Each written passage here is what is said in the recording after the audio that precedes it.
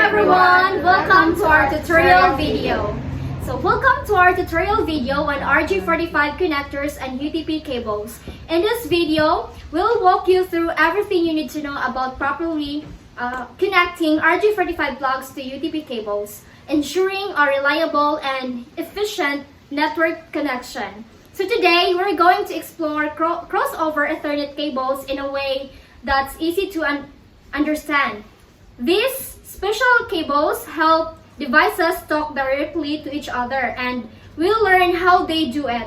So join us as we uncover the secrets of crossover Ethernet cables together.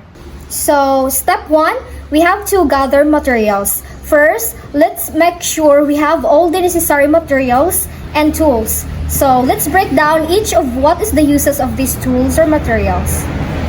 So we have this wire stripper. So this is used to strip the outer insulation from wires, exposing the metal conductor underneath. This is essential for preparing wires for termination or connection.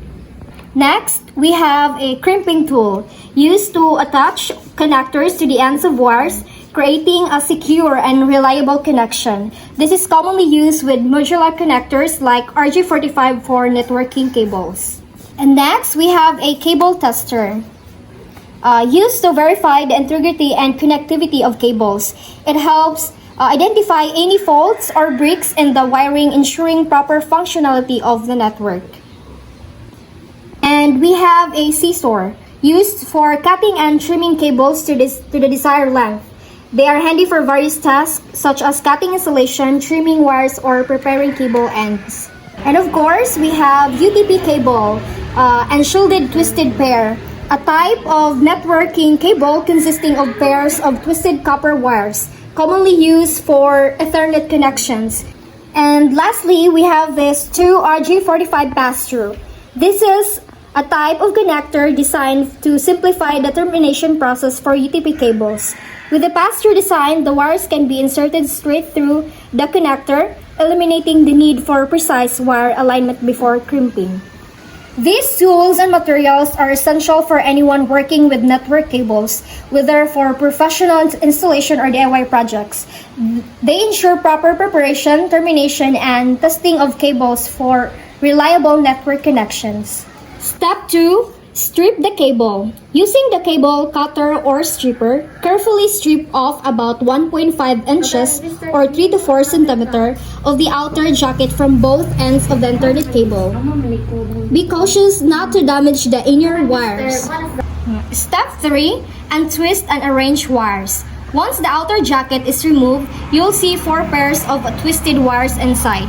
Untwist each pair and arrange them according to the T568A or T568B wiring standard. For a crossover cable, we'll use one standard on one end and the other standard on the opposite end. Here's a quick reference. So you have to cut that one. So arrange those wires and you'll see each pair and arrange them according to the T568A wiring standard. So in T568A, we have green-white, green, orange-white, blue, blue-white, orange, brown-white, and brown.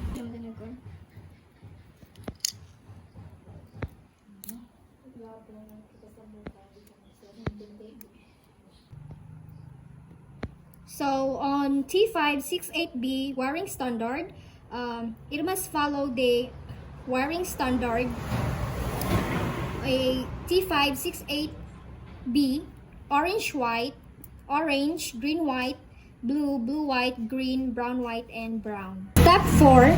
Trim and align wires. Trim in excess wire length to ensure all wires are of equal length and aligned properly. This will make it easier to insert them into the RJ45 connector. Step 5. Insert wires into connector. Carefully insert each wire into the corresponding slot, the RJ45 connector, following the T568A or T568B standard, depending on the end you're working on. Double check the order to ensure accuracy.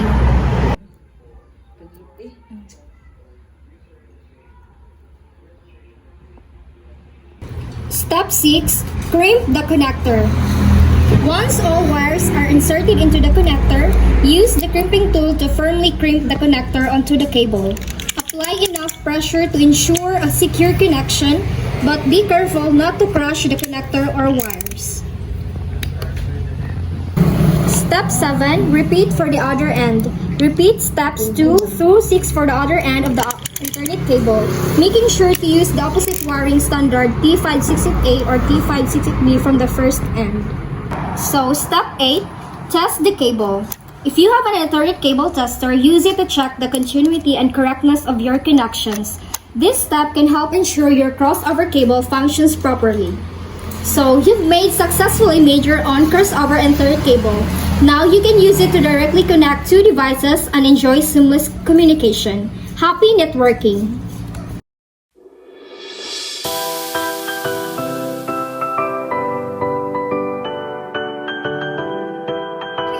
Thank you for watching.